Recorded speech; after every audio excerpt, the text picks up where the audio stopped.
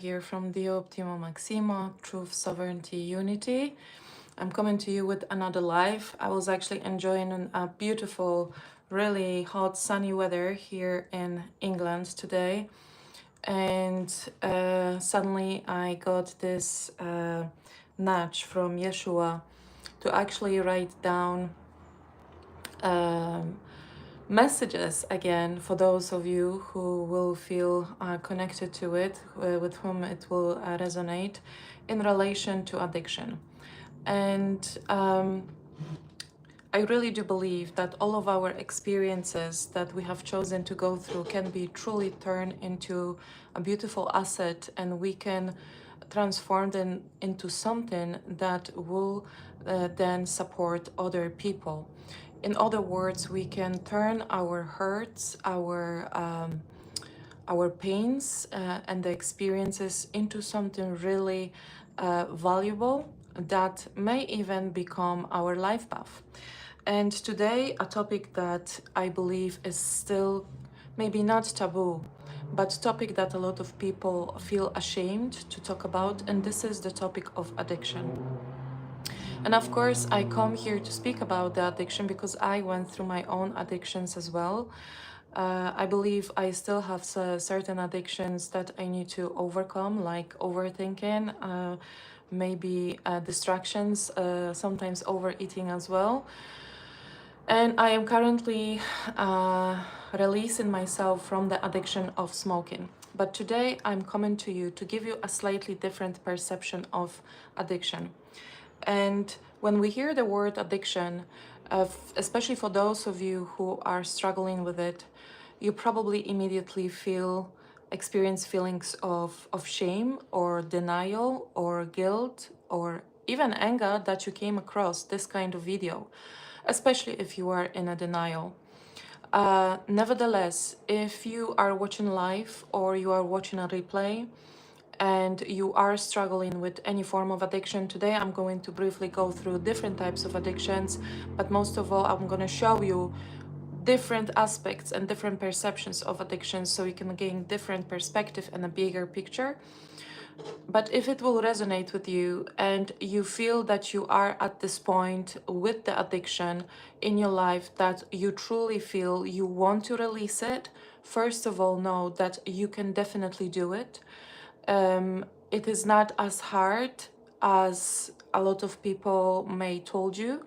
You not necessarily need to, hello beautiful people, you not necessarily need to put yourself into an AA organization.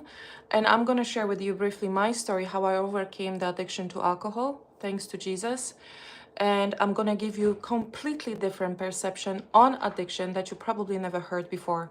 So if you are interested but you can't stay, just save this video so you can watch it later. And if you would like to book a free 10 minutes consultation, very private, intimate, to speak about your own struggles, there is a link in the description. There will be a link in the description below. So the addiction itself is an illness that, if not treated, if kept in a denial, can definitely rob us from absolutely everything. Our self-worth, our self-values, our self-love, a complete loss of identity, never mind all the material possessions that we may eventually lose.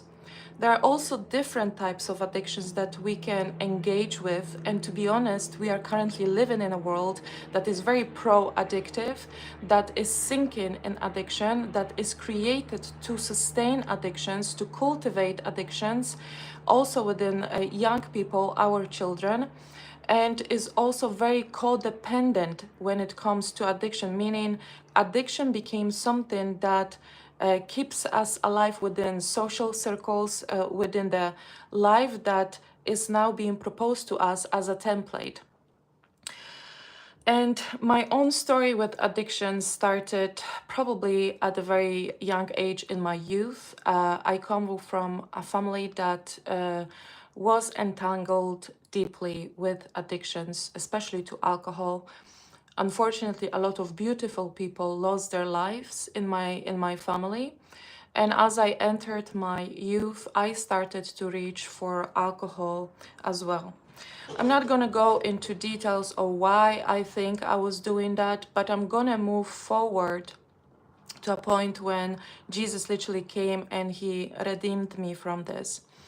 And I became aware that I have an issue as an adult woman. I was a silent drinker, meaning that on the outside, for the external world, I was this intelligent, very talented, very successful in art woman.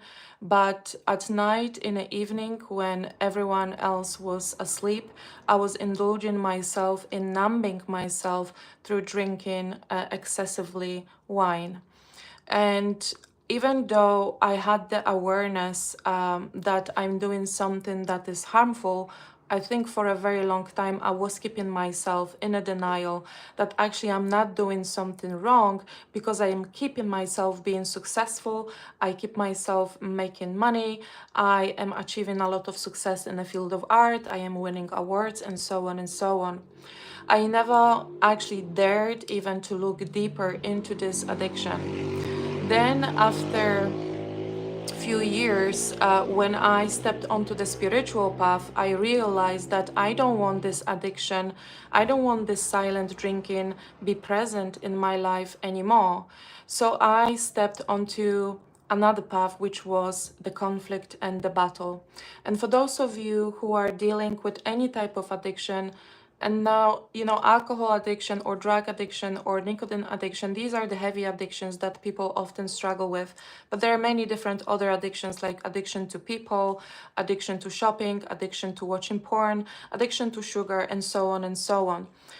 So I want you to also know that addiction is not only about drugs, alcohol, cigarettes. If you are exercising a codependent compulsive behavior that is harming your life, you potentially are in some form of addiction. So as I stepped onto my path of conflict and war, of course, the instinct, the very natural instinct was for me to fight it, and also in silence without telling anyone. So I start, using all the tools that the spirituality was providing me with: quantum physics, meditations, hypnosis, and so on. And none of it really worked. All that was really happening every single time I drank the next morning, I was waking up with a massive guilt, and I had to go for at least 1 hour, 2 hour walk into the woods with my dogs to shake that off so I can put myself back into position of actually being able to think about myself as someone valuable. So that lasted for a very long time until one day, it was still during the COVID. I had just left my son at his grandparents in a different country, and I had to remain for 10 days on a quarantine in a hotel before I could travel back to UK. And the first day I locked myself in this hotel room, as every single morning I made a fresh, healthy breakfast for myself. And I took on my mobile to put on YouTube channel, where I usually every single morning was just allowing for anything random to show up, and I would believe that that carries some kind of message for me. And that morning, as I grabbed my plate with the food, with my other hand, I fired up YouTube, and the first thing that came up on YouTube was a trailer for the new coming up series of the Chosen episodes. That was the year when The Chosen, if you haven't heard, check it out on the internet, The Chosen, by Mr. Jenkins. And the trailer just came up. That was the year when The Chosen just showed up for the first time. It was a trailer, inviting people to download the Angel app, and you could start watching the episodes for free. And I never came across the actor called Jonathan Rumi, which those of you, again, who watch The Chosen, you know him very well. And I didn't even know that by reading the title The Chosen that this series will be about the life of Jesus. But the moment I looked at this actor, still an actor, wearing the clothes that, you know, were a resemblance of Jesus, of Yeshua, my whole body started to shake and tears came into my eyes. And I sat very quickly. I could not eat at all. I immediately felt called to download the app. This is not a promo. This series are not no longer available on this app anyway. But I started to watch it, and that was my time on the quarantine. When I look back, those years ago, Jesus stepped in because he communicates with us and he helps us through different people, through different forms of communication. This is how my journey of him redeeming me from this addiction began. And for those of you who watched it, I'm not sure if you remember, but I think it's a second or even first episode where actually the person, the Mary Magdalene persona, is being portrayed as a woman who has a severe PTSD, who went through sexual abuse and is actually deeply involved in drinking alcohol and the addiction to alcohol.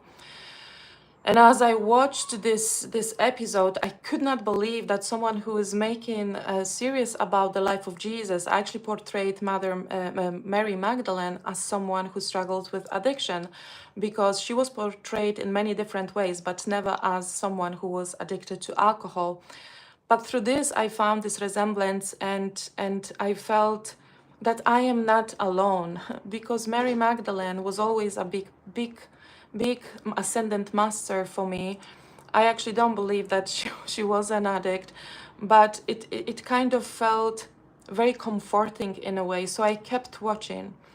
And I don't know how many episode passed, but during watching the first season of The Chosen, I went through two profound experiences, very, very deeply spiritual. The first one was as I attempted to watch the episode called Invitations. And in this episode, Jesus was inviting, he was gathering his apostles, he was gathering his disciples, and he was giving them the invitations to follow him. And as I was watching this episode, I bought myself a takeaway, a Chinese takeaway with a Chinese fortune cookie inside. So I'm watching this episode called Invitations, and I'm opening the fortune cookie, and inside there is a message: you are invited. And that was really a shocking experience for me, because at that time I didn't really believe in magic. I was strongly focused on fighting my addiction, and my life was really, really sad. And then, even though Mary Magdalene was redeemed by Jesus in this, I think, first episode, there was a moment of her relapse. And I think the relapse happens, I don't know, maybe episode 6 or 7. And I am watching it, and I feel that attention and energy is building up within my body. And as she relapsed, but then eventually she's being brought back to Jesus, she felt so unworthy of him after relapsing, because she felt, you know, he gave her this beautiful chance of a new life, and she just forsaken it. And she was very ashamed to come back and face him. But eventually, with the help of other disciples, she comes back. She enters the tent where he was awaiting her. And he looks at her and he said these words: look at me, look at me. It's over, you are forgiven. In that moment, my whole chest just exploded. My heart opened up so wildly, and I just felt overflown with so much love, but I also felt that I was forgiven. And through this forgiveness, I don't know what happened. I don't know how this healing really took place, but I remember that the same day in the evening, I was strongly tempted by the enemy, by the spirit of addiction, to actually still go to the shop, get some wine, and celebrate the spiritual experience that I just had of the opening of my heart. But I said no, and I said a very firm no, because the amount of love and the release that I experienced was simply too great. It was too big gift for me to just let it go, just let that go. And I wanted to be closer to God. And I said, I am saying no because I want to serve God. I want to be with God. I went to sleep that night. The next morning, I woken up with a new mind. I knew that in my mind, there was no sign of any thoughts about addiction. there was such a profound difference in my mind, and all we are is the mind. The mind is creating our life and the experiences. I knew I was simply released. The next several days, weeks were happening so fast. I felt so free. I felt so grateful. I felt so happy. And this constant overflowing feeling of love inside of my heart was just so precious. But as you probably know, the spirits, especially of addictions, who are very aggressive, they will try to come back, and they will usually come back multiplied. And that, I don't know how long it took, how long I stayed in this state of bliss and overflowing love. But unfortunately, one day, the spirit of addiction came and very, the enemy is very tricky, of course, and it brought this idea into my mind that if I have been sober now for such a long time, if I'm gonna have a glass of wine, nothing will happen. And I felt I have now the power over the addiction, so I am safe. I'm gonna have that glass of wine because I don't know, maybe I just had a very busy day. I did a lot of good things, so I deserve this one glass of wine. So I followed the temptation, and with this one glass, I lost absolutely everything. I lost the healed mind, and I was back in my old mind that was back in the addiction. But this time, I decided, even though I felt really ashamed that I did this, I felt really ashamed that I lost something that I received from Jesus, from Yeshua. But this time I decided that it's going to be different, that if I am in a relapse, if I am back in this dark mind, let me at least try to do something positive with this addiction, and let me start to study it on a very deep level. And through the process of studying the addiction, without going into this constant fight, but rather trying to stay in an observer mode, meaning I detached myself finally from it and started to see this just as an experience that potentially, maybe, can teach me a lot, and potentially, maybe, this relapse came also as a form of blessing that can bring me some form of assets. So from that moment, I started to study the dynamics of addiction. In my case, it was the addiction to alcohol, but I believe any addiction and any codependent behavior can be examined in a similar ways. And today I'm coming to you to share with you the different perceptions and findings that I came across, that I discovered with the help of the guidance of Yeshua. And I would like to share them with you because, again, if you are struggling with addiction and you are on this basic path of fighting and conflict and losing your hope and losing your life with this, then I want you really to listen to that, because I really would like you to completely change your perception and have a bigger picture. So first of all, the first finding, the addiction that you are experiencing, if you are experiencing, you have chosen this as an experience before you came to this world. And you came here to experience this addiction for several different reasons. It may be one of them, it may be all of them. The first reason why you may have chosen to go through the addiction is, for example, to break some form of family pattern. If you've been born into family that has been struggling with addictions for many generations, and the addiction has climbed some lives, it might be that you came here to finally break the cycle, and through the path of healing, through the path of return to your true self, through the path of coming back to God, you came here simply to save not only yourself, but those that sinned before you and could not break this cycle, and also for the people who are to come into your ancestry line, so you can be that fresh anchoring light, that someone who broke the cycle, so the cycle doesn't need to fall back onto the younger and younger generations, because you need to acknowledge that whatever the ancestry line, whatever your lineage was dealing with, whether it was addiction or anything else, any other form of sin, if that hasn't been broken, if that hasn't been released, the younger generation is always taking everything on itself. So you, by coming and choosing this addiction, doesn't mean that you came here to be addicted, but to try it because you have to step into it so then you can break it.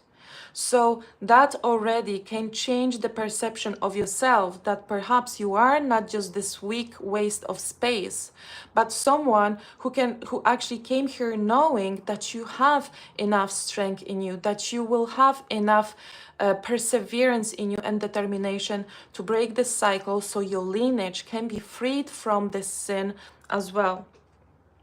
The second very unknown reason why many people actually are choosing to be involved in addiction, and this is really something fascinating for me, is this: if in your lineage there was a person who, a family member who, even let's say 7 generations ago, was heavily addicted, this addiction led to even more sinful behaviors, maybe even crimes, maybe even taking somebody else's life.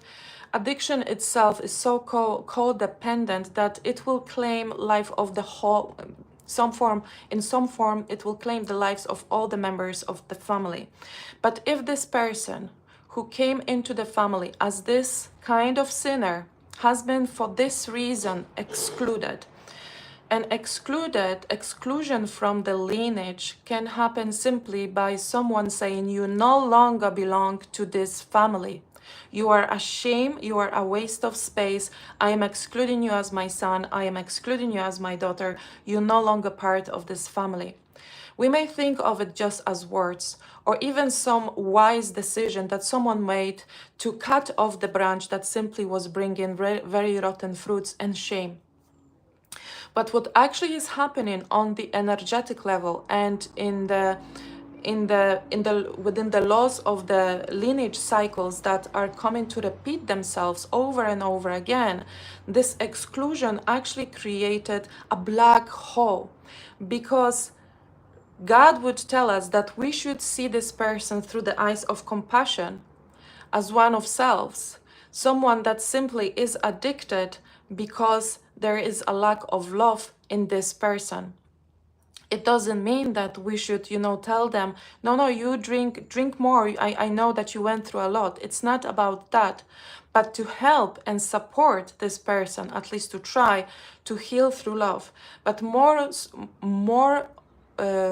more in this is that the judgment that the person who excluded this family member from the lineage is also created actually another karmic cycle through this exclusion, through this judgment, and through seeing this person through the eyes of separation. So when we are incarnating and we are looking at the lineage that we are about to jump in and become part of it, and we see through the eyes of love, because as a pure spirit before you incarnate, you see everything through the eyes of love, and you see that there is this soul that has been rejected, that has been excluded, that did not receive any help, any compassion, was simply judged and excluded, removed from the family. You are choosing to give the lineage a chance to redeem itself from this exclusion. And for this, you need to take on the characteristics of the person that was excluded, so you can remind the lineage, of course, in a very unconscious way, that there was someone that I am going now remind you of through many different ways, including this addiction, so this other person can be finally forgiven and can be included back into the lineage as someone that really belongs, regardless of what kind of person he or she was. So when you are stepping into that kind of role of reminding the lineage, you may have even facial characteristics of the person who lived a few generations before and was this kind of addicted, sinful person. Of course, you can embody the addiction, as I said, anything else that will simply become like a mirror of this person. if the lineage is not recognizing the same pattern, and it is really hard to recognize because there is still not enough knowledge about life cycles, about how this dream really works, then the role is yours to include yourself, to accept yourself fully with all the faults, with all the sins, and start your rehabilitation process through the love. Another reason why you may have chosen the experience of addiction is actually probably the most profound and most beautiful, and I can definitely relate to that. As I said at the beginning, addiction, especially to heavy substances, is something that will take away everything from you. It will literally bring you to a state where you no longer remember who you are. You have lost and you have sold your own true identity, your innocence, to the enemy. And you can say that when you are losing your whole self, you have lost everything.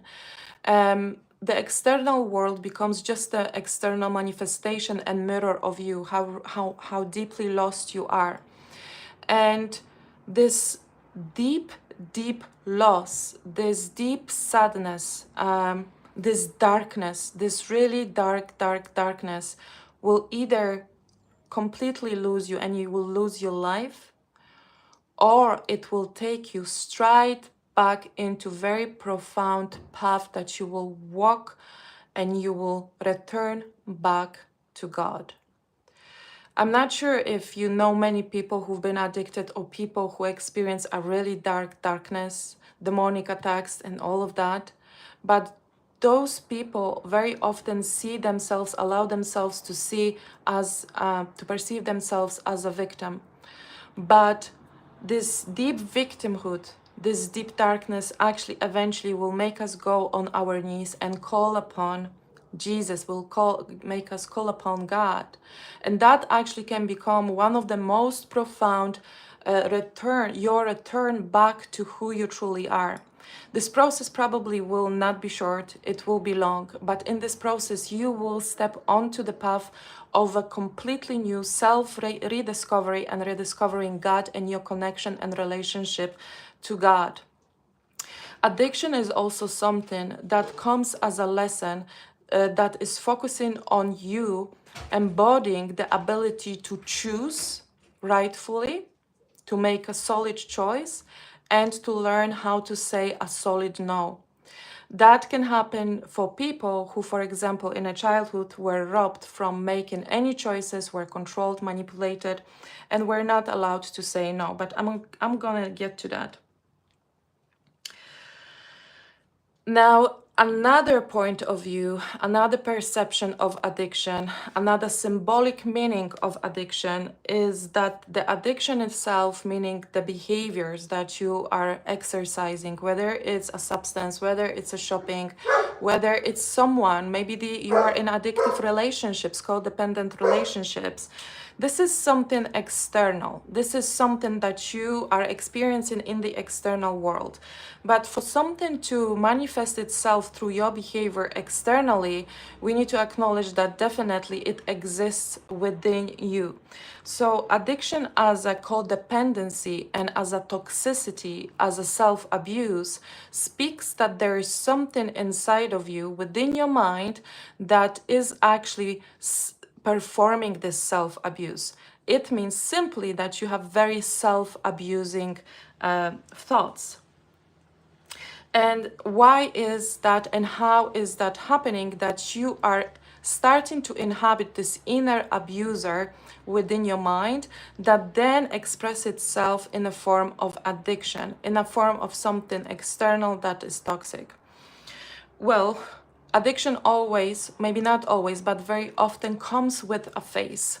And very often it's a face of one of our caretakers.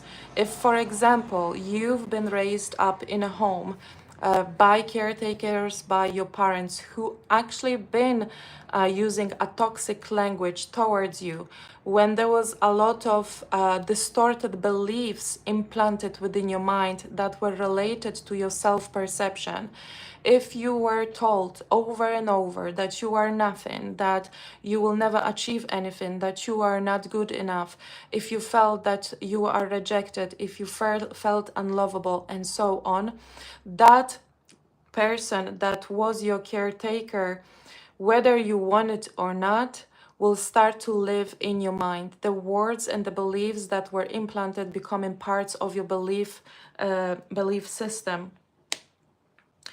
Uh, another example that I can give you from my own life experience is that I did have a quite toxic relationship with my parents, and I felt, you know, a lot of resentment towards them. And I remember I could not wait to actually leave my parental home as a teenager. I decided to choose a university in a completely different city so I can be far away from them. And I had this very strong belief that once I'm going to move out from my parental home, this whole toxicity will end, because I am now going to manage my life on my own terms. I moved out. I moved out to a completely city. I was fortunate to get a place in a very good university. I moved out, and right away, what I did, I actually recreated the same toxicity that was my normal environment, in a form of a very negative self-talk.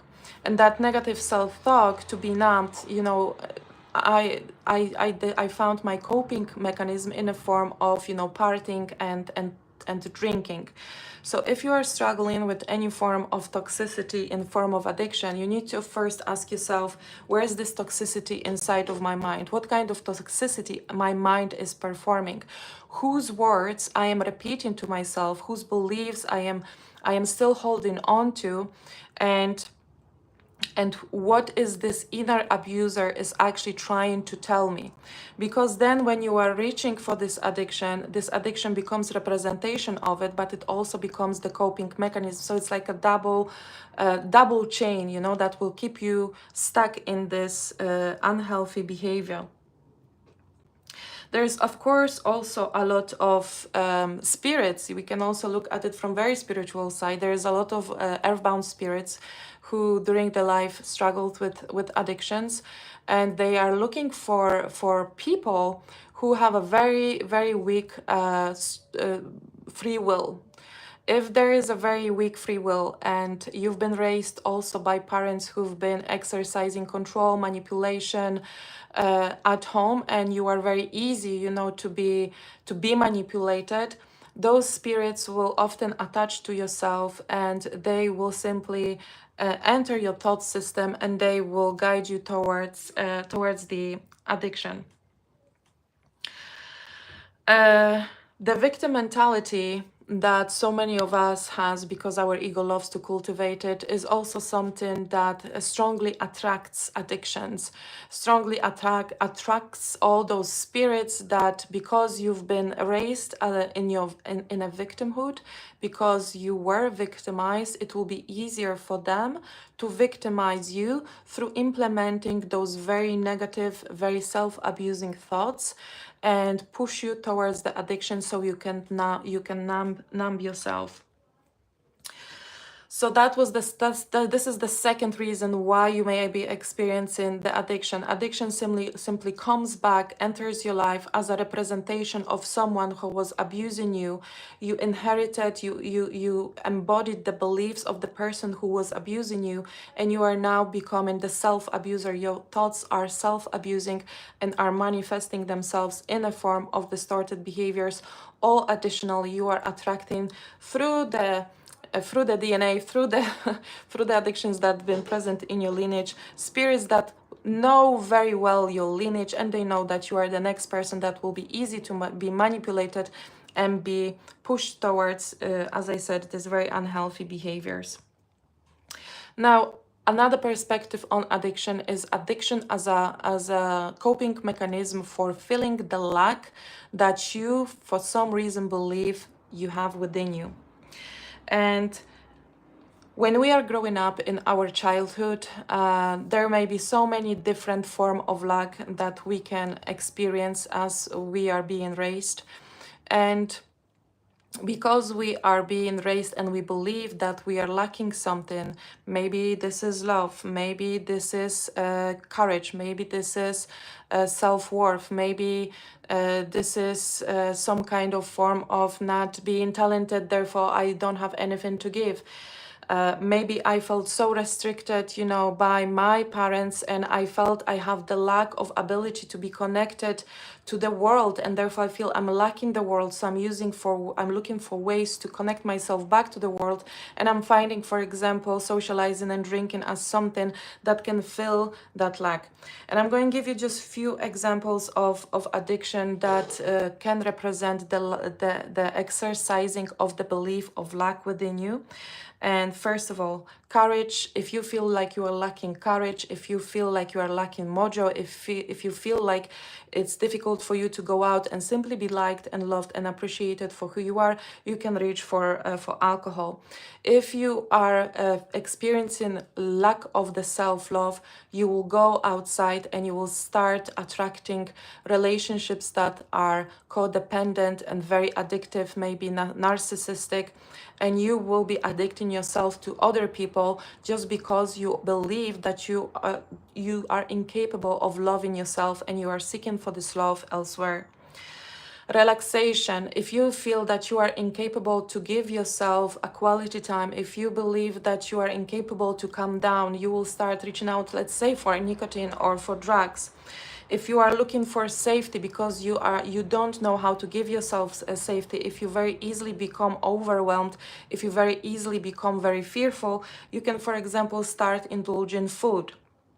If you are looking for worthiness that you don't feel you have inside of you, you will start addicting yourself to shopping, to buying things and acquiring physical material possessions that once you buy it, you don't actually feel this need of having it. You are experiencing a very quick and very short satisfaction. You feel more good with yourself because you have this new dress, this car, or anything else, and your sense of lack was satisfied for a short moment, because that's what all the addictions do. They only give you a quick hit, and they do not really solve the problem if you are experiencing some form of lack, because your mind is filled with some kind of belief that you are lacking something when you are not lacking anything, because God made you whole.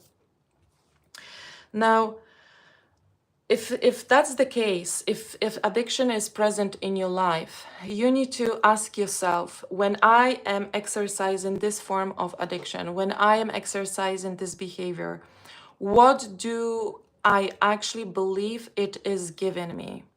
And once you will answer that question, whether this is love, courage, worthiness, anything else, once you answer that question to yourself, what is it given to you?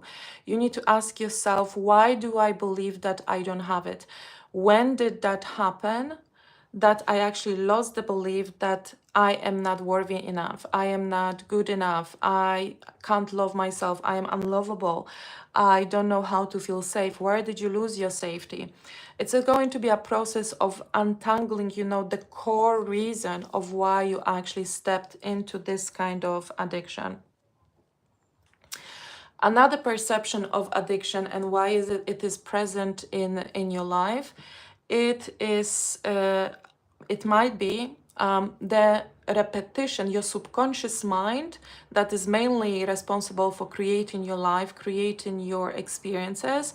Your subconscious mind that doesn't know the difference between good and bad.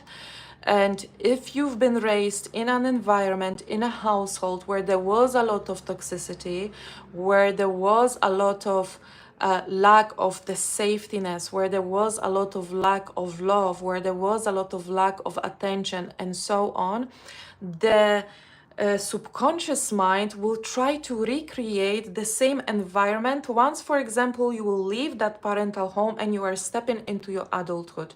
The subconscious mind simply wants to give you what you feel familiar with.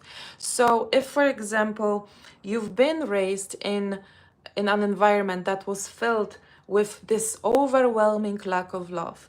And there was a lot of control, and there was a lot of manipulation. Maybe there was a lot of guilt tripping. Someone was keeping you accountable for all the faults, and you constantly felt guilty. Maybe there was an addiction and you felt unsafe. Maybe there were arguments, abuse, and so on. If you look at the list of all those distortions, the addiction is perfect. The heavy addiction is perfect to give you back all of it, because it will control you, it will manipulate you, it will make you feel guilty, it will make you self-abuse yourself. So the abuse will be still there, all good, you know, the image is, you know, repeated. It will definitely develop a deep sense of lack of self-love, a deep sense of lack of worthiness, and will give you the one thing, one addiction will give you absolutely everything that you potentially been experiencing as a child in your home. But this is something that the information I'm giving you can help you, you know, to kind of understand why you are repeating certain patterns and why you are holding on to this addiction, and I hope it will. But the process of recovering will be definitely a process that will give you all of your sovereignty back. And the first thing that I really want to tell you from all the information that you received, I want you to really try to take a step back and start looking at the addiction as an experience. And hello, yes, I'm back. Whatever is happening, God sees you sinless. God loves, God's love is unchangeable. God still sees you as a pure child. God still sees you as whole. And you, as a pure spirit who has chosen to go through this addiction, you need to tell yourself, okay, if I have this experience, I have chosen it for some reason. I need to get to the bottom of why I have chosen it, and I need to start working on the lessons that I came here to go through as a soul. And therefore, instead of seeing myself as as this experience, I can detach myself from it. It doesn't mean that you don't need to take responsibility for it, but you can become this observer and you can start going through this process of the rehabilitation. The addiction itself, we could say from the teachings of Jesus, is an illusion, is a belief or a set of beliefs created by experiences that made you see yourself as something opposite to who you truly are. Because in truth, you are the pure spirit. You are miraculous creation of God. And that, as I said, is unchangeable. So I want you to say to yourself that you no longer have to define yourself by this experience, by the addiction, but instead you can start to look deeper, for example, using the information I gave you, and you can start understanding, gather the bigger picture and understanding what actually you came here to learn from this addiction. So how to start getting out from the addiction, whatever addiction you are entangled with. So the first one will be to acknowledge that addiction is either an illness that you can heal from, or is an experience that you came here to learn from.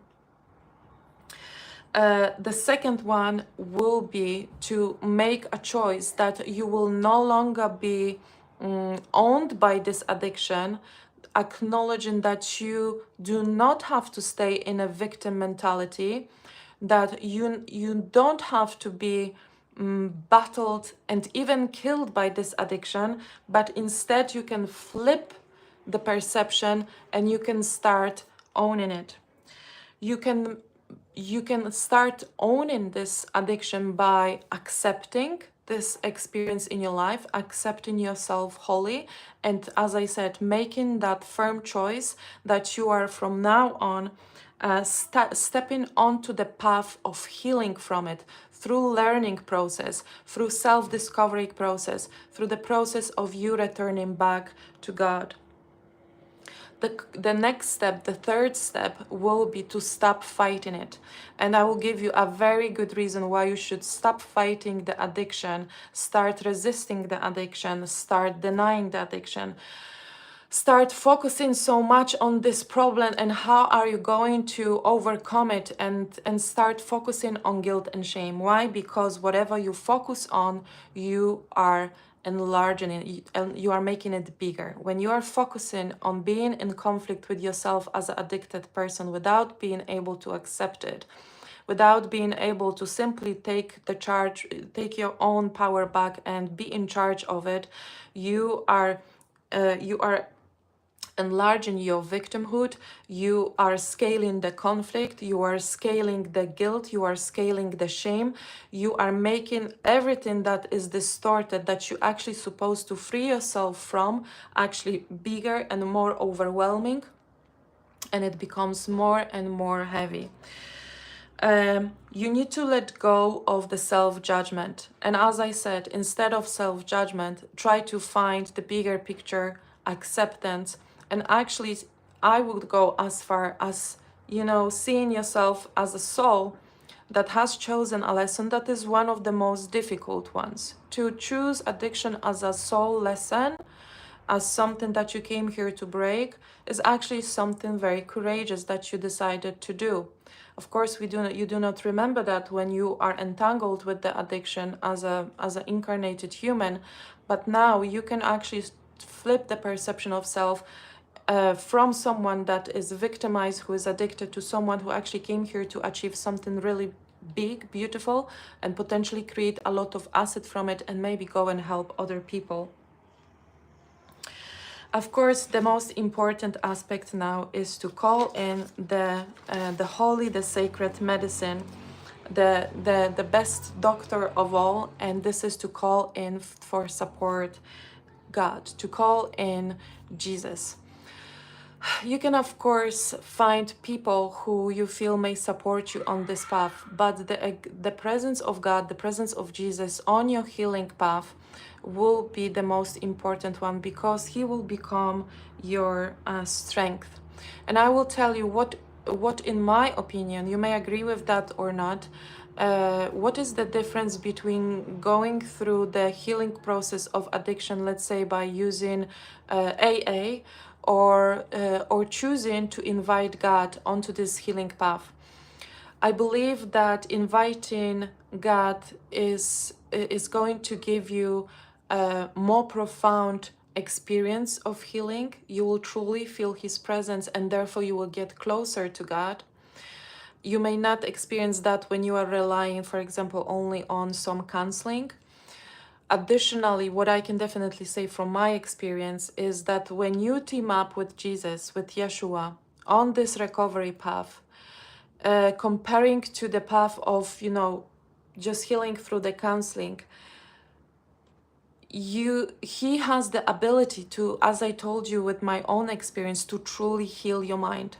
If you will leave the addiction behind simply through your strong will, there is still a possibility that it will tempt you and come back and tempt you again, and it will come back and tempt you again, and it's almost like your sovereignty will be still scarred by this temptation that will be somewhere behind your back.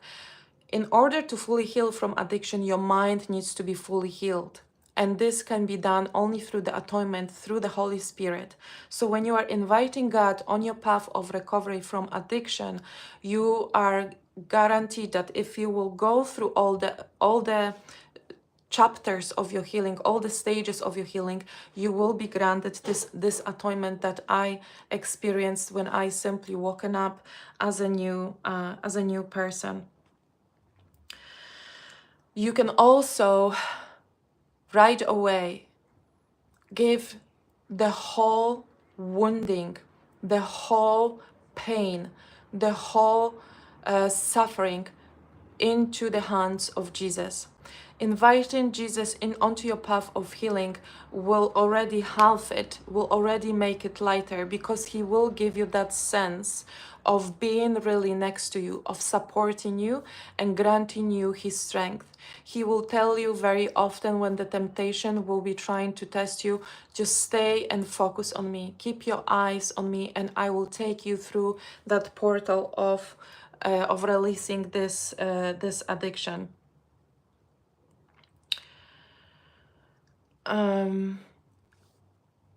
Another step that and the last step I think that I wrote down that I would encourage you to do when you are dealing with any form of addiction is this. Addiction is something that is robbing us, as I said, from can rob us to a point that we are losing the whole sense of true identity.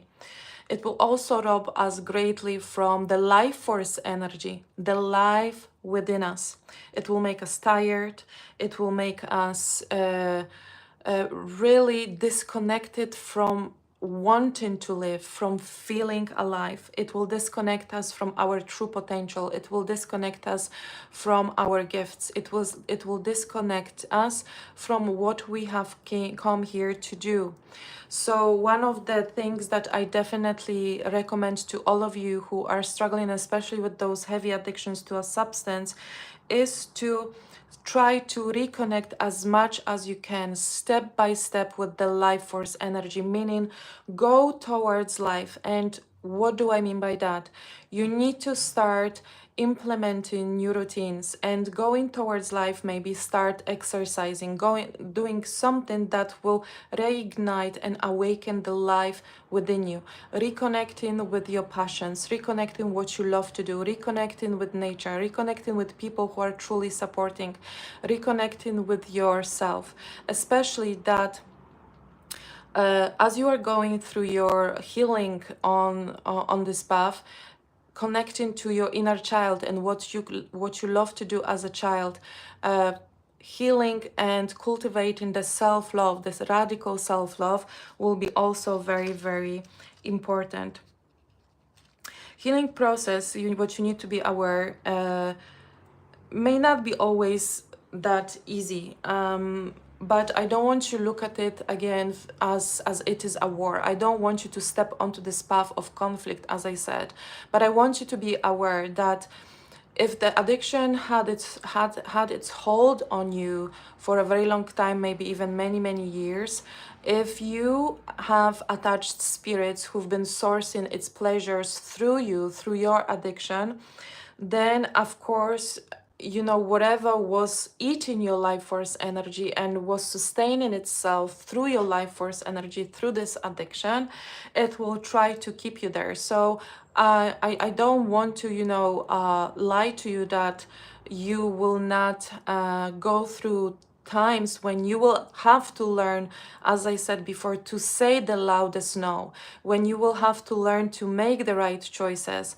And the enemy, in whatever form that will be coming to keep you stuck in this addiction, will use following triggers to keep you back in an old pattern. First of all, whatever was triggering you and was pushing you to reach for any form of addiction, it will be escalated. So for example, if your main trigger to, let's say, drink was to numb yourself from those negative self-talk that you inherited, it's possible that the enemy will try to make those thoughts even louder. It will literally try to stick its fingers, the symbolic fingers, into your wounds from the past, from your childhood. That's why I said healing your inner child and radical self-love will be a very important aspect of your healing journey. The enemy will try to create a mental chaos in the form of very chaotic, compulsive thoughts, to a point that you will feel like there is maybe even several of you inside. It will also try to create a very negative thoughts against God. It will try to take you away from God. It will try to make you believe that God will never help you, that God sees you as a sinner, that God will never forgive you. Therefore, obviously, sticking even closer to God and going through deep self-forgiveness process will be a very important part of your healing as well. It will try to escalate the pain that was triggering you maybe and reaching for the addiction so you can numb it. It will also try to create even external situations, external encounters with people that will come and trigger you so you become upset and you become angry, and the only solution to numb it, to release it, is to reach for whatever addiction was present in your life.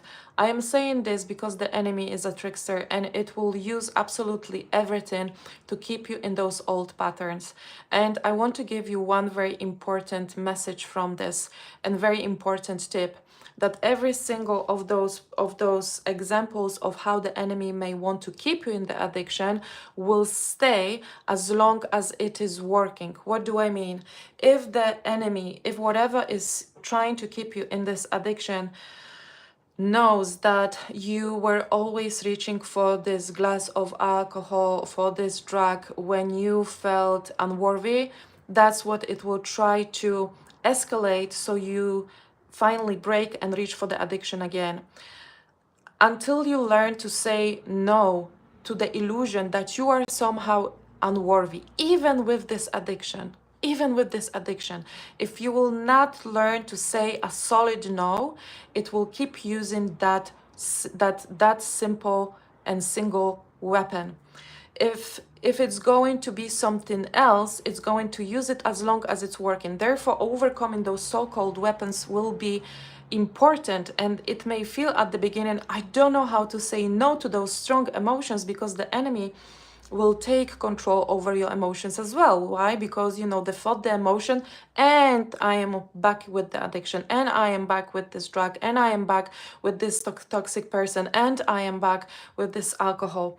So you need to learn that you are in control of your choices. You are actually in control in your own emotions. You can bring yourself to a state where you can feel the emotions, but the emotion may not necessarily take the control over you, and you can even command your emotional body to release it and switch your attention and recreate completely different healthy emotional state within you. So the emotional management will be important. As long as the enemy knows that it can manipulate your thoughts, it can manipulate your emotions, it can make you stuck in the beliefs that you are unworthy, unlovable, God rejected you, it will keep using it as long, as I said, as it's working. So you need to start learning how to say no to all this bullshit and all those illusions, because these are all illusions. The truth is that you are always loved, always wanted, and always God is waiting for your return. So I don't want you to be victimized by those illusions. How can you support yourself in other ways on this healing path? You need to learn that knowledge. You need to become more present and start to observe your own addictive patterns and what the enemy is doing to keep you in this addiction. In other words, you need to start study yourself. You need to start observing yourself. You need to find those triggers. You need to find those illusions, and you need to learn to recognize what is truth and what is of illusion, what is of the enemy, what is the lie, and you need to start denying it. Whenever you feel those chaotic attacks, whenever you feel literally even demonic attacks at times, when you try to release yourself from addiction and you try to go back to God, it is always experienced in a form also almost like demonic attacks through your dreams or even in a physical reality. Whenever those attacks happen, remember that you are never alone, that you can always rebuke those spirits and you can turn yourself back to God and He will fight your battles for you. Focus always on the image of Jesus, and most of all, instead of giving your attention and your energy to those fights, those conflicts, give it right away, all those attacks, to Jesus. Say a firm no and redirect your focus where you hold a living image of yourself as a healthy being, as a child of God, as someone who broke it, as someone who healed. because that version of you already exists. So the more attention you're going to give to that version of you, the more you team up, as I said, with Jesus, with Yeshua, the quicker you will overcome all of those battles. I experienced that. Whenever I felt the attack and I was turmoiled by the attack for a very long time, and I kept fighting with them until Jesus came and he said, why do you fight with them? You are fighting with illusion. You have the power inside of you to say, no, thank you. I am redirecting my focus. Give it to me. And I want you to utilize your life force energy of something that is very meaningful, even if it's to sit with yourself and give yourself compassion and give yourself love and focus on that version of you that already lives the sovereign life. Another important aspect will be definitely to pray, to ask Jesus to support you through this deep self-forgiveness and take you through the deep to go through deep repentance process as well. Why repentance? I was speaking about deep repentance in yesterday's broadcast. When we are living in with the addiction becomes so normal to us that we are actually losing the awareness that it is harmful, that this is abusive, that we are actually performing an act against the creation of God, an act against ourselves. I know how it was with how it is with my cigarettes. Just another cigarette, it won't make a difference. Just another cigarette, it won't make a difference. Until Jesus encouraged me to go into deep repentance. And through this repentance, I started to finally reconnect with the awareness that every single cigarette is a bullet towards myself, is me saying to myself, I don't care about you. I don't care about your health. I am giving it to the evil. I am giving it to the enemy. And every single time you give to the enemy, you are giving away not only your health, not only your life force energy, but you are giving away your free will. The more of your free will the enemy will gather, the harder it will be for you to start making your own choices, to actually go through life bravely, to actually decide what you want to experience. The enemy will gather all the package, all the energy of your free will, and will start manipulate you through this addiction. There is also another very strategic step that you can take if you are dealing with addiction and you want to heal, and this is something that definitely helped also in my case, and that was hypnosis. The hypnosis is a beautiful tool, very safe tool that can help you to get to the bottom of why you are struggling with this addiction, to understand why you have chosen this addiction, why it is being present in your life, why it is affecting you so much. What happened in my case when it comes to cigarettes? It was the most difficult. Alcohol kind of addiction, really, as I was working deeply and studying the addiction to alcohol, it felt like it is just dissolving. As long as I wasn't giving my energy to it, it literally just dissolved. And with cigarettes, because it's kind of different, you can smoke 10, 20 cigarettes a day, and it's like, you're doing it all the time. It was really difficult for me to say no to it, until I find out through a very deep, let's say, hypnotic state, that what the enemy was using against me was a belief that was stored in my subconscious mind. And the belief was this: as a child, I was strangled and I briefly lost my life because of the loss of the breath, because of the loss of access to the air. And even though I returned and I am alive, the enemy that was using me to keep me in this nicotine addiction created a belief that if I'm going to stop smoking, if I'm not going to reach for that breath, that, that hit in my chest, I am going to die again. I am going to be strangled again. I am going to lose my breath again. So if it wasn't for this deep hypnotic journey, if it wasn't for this deep hypnotic experience, I wouldn't understand why on earth it is so hard for me to release something that no longer makes sense to me. Because through my conscious awareness, I already realized that, inhaling smoke is simply stupid. It's simply stupid.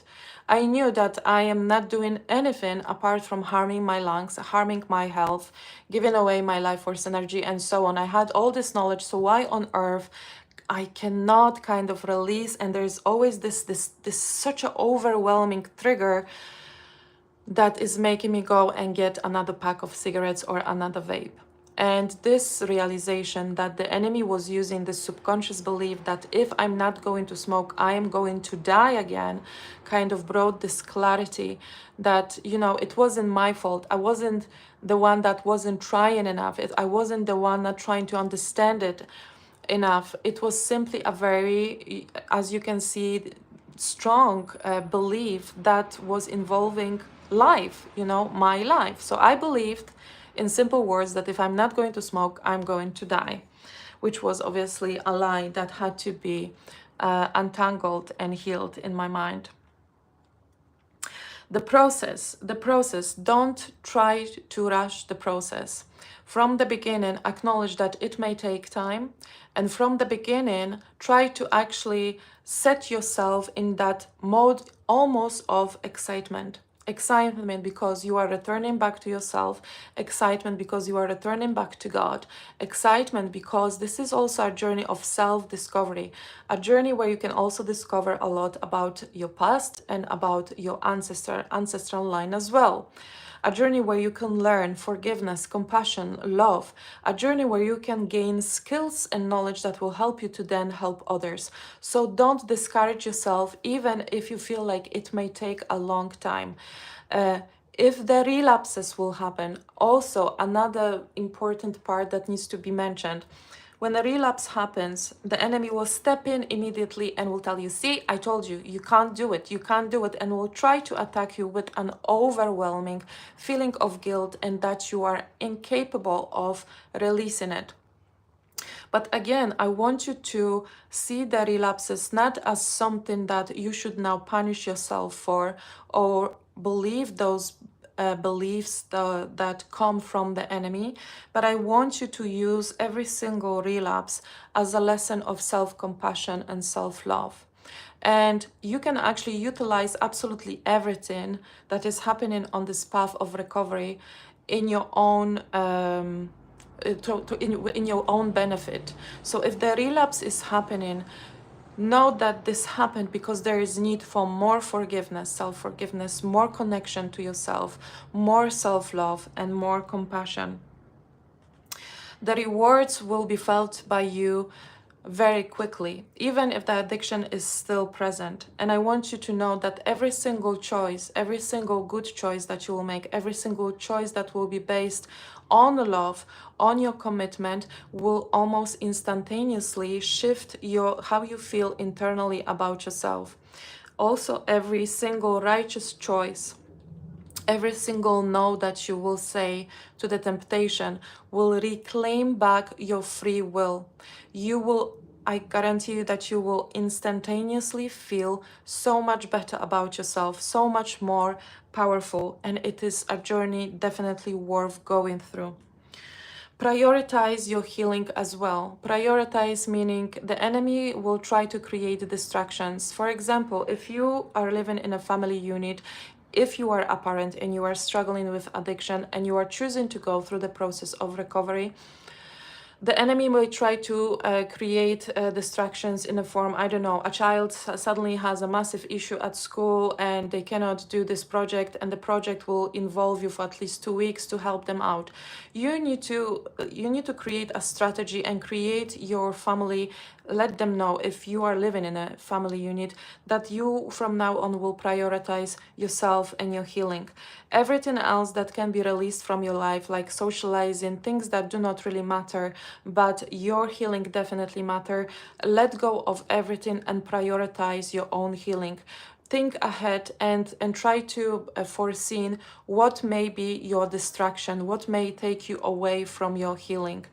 If you have, a lot of connections in your life that kept you also, stuck in this addiction without blaming them, but for example, socializing through going out and heavy drinking, you may need to let go of those kind of connections and simply be present with God. Maybe He needs to be your only companion on this journey. But I want you to know that the enemy will try to distract you in many different forms. So you need to really want this healing. You really need to want this more than anything else, and you need to commit to it, okay?